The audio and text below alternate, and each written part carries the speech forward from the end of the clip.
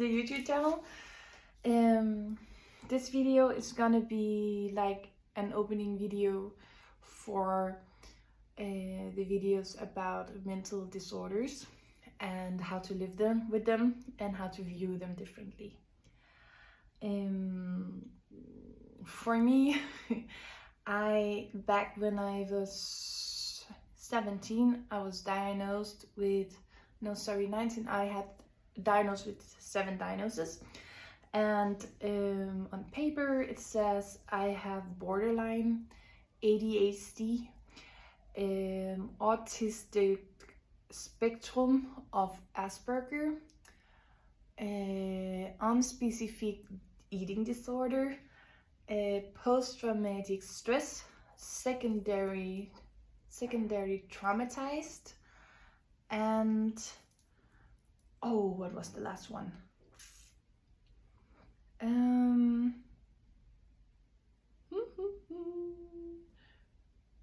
Autistic spectrum. I think I forgot the link to it, but 2 of spectrums. So when I got all these diagnoses on the paper, I freaked out. The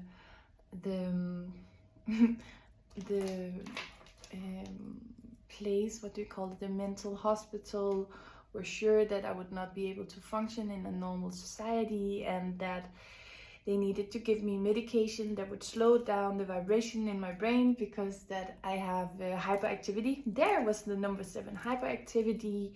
So ADHD, but mostly mainly the hyperactivity, the hyperintelligence, everything running too fast.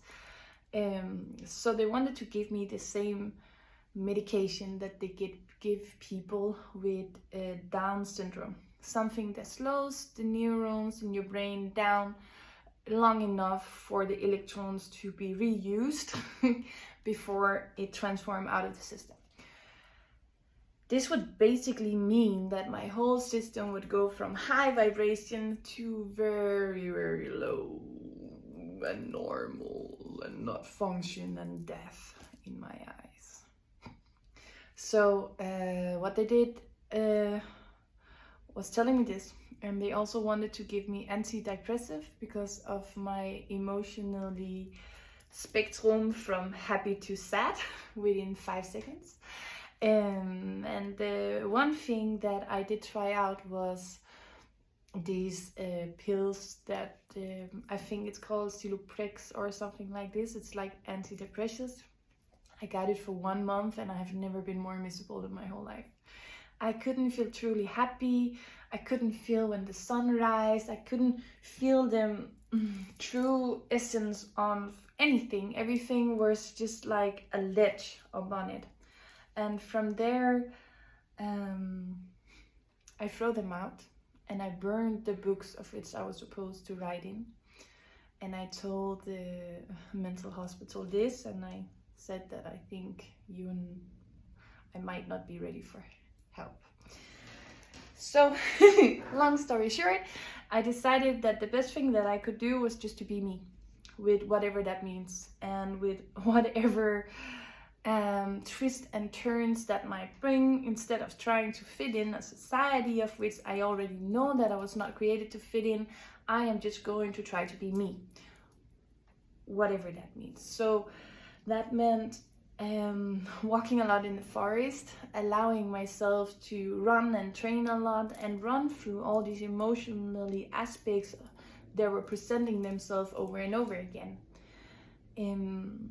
The truth is, as more as we get to know ourselves and as more true we are to who we are, no matter who that is, or no matter how that 3-dimensionally thing is functioning,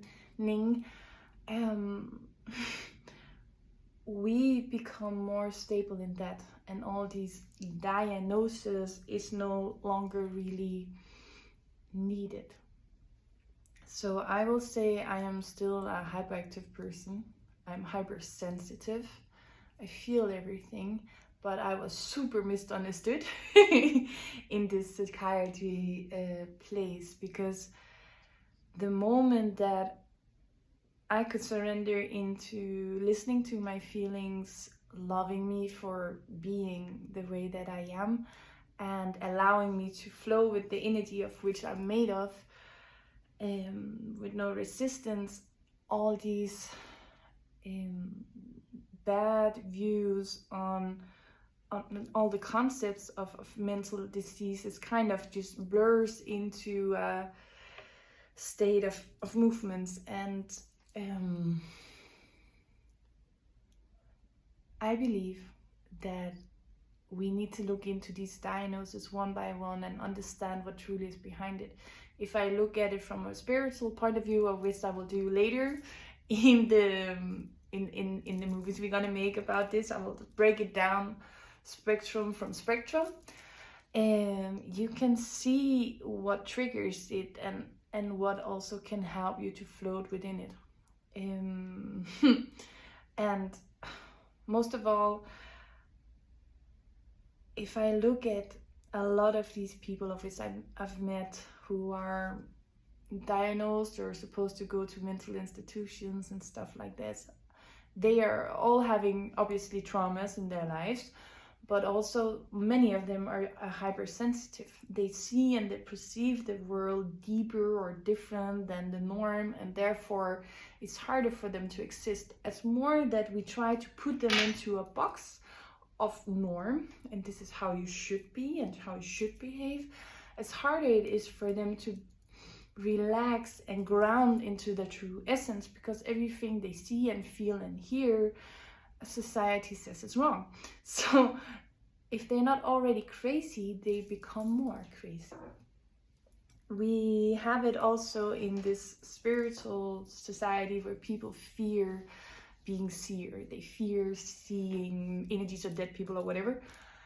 But the moment you remove the fear, the moment you dare to just flow with it, there's nothing to be afraid of anymore. It's there. The moment that you can integrate in your own being all these identities and energies from the outside, they might be echoes in your head, but they're not able to enter your system. So this is like the first video, and there's so much to say. Also about my own story, I will of course break it down into whatever piece you would like to hear. I just didn't know where to start, and as you guys know, I like authenticity, so I'm not preparing or making a lot of try-off movies. I just sit down, tell you what I want to say in that moment, and I will forget a lot. Some is gonna be blurry, so for you guys, if you have any questions or there's any subjects or something you want us to dive into, please write it in the comments below and we will take it step by step. Yes, so for the upcoming videos, for the upcoming workshops, my background is working on mental institutions, being a patient myself, and being able and working with people with mental illnesses the last 10-15 years. It's one aspect, and the other aspect is just the universal way of how I perceive what is going on within and around everybody. And maybe we could look at a different approach, how to make all of these beautiful beings feel more welcome on earth, and how to believe in them to grow and to live, instead of trying to numb them down into non-existence.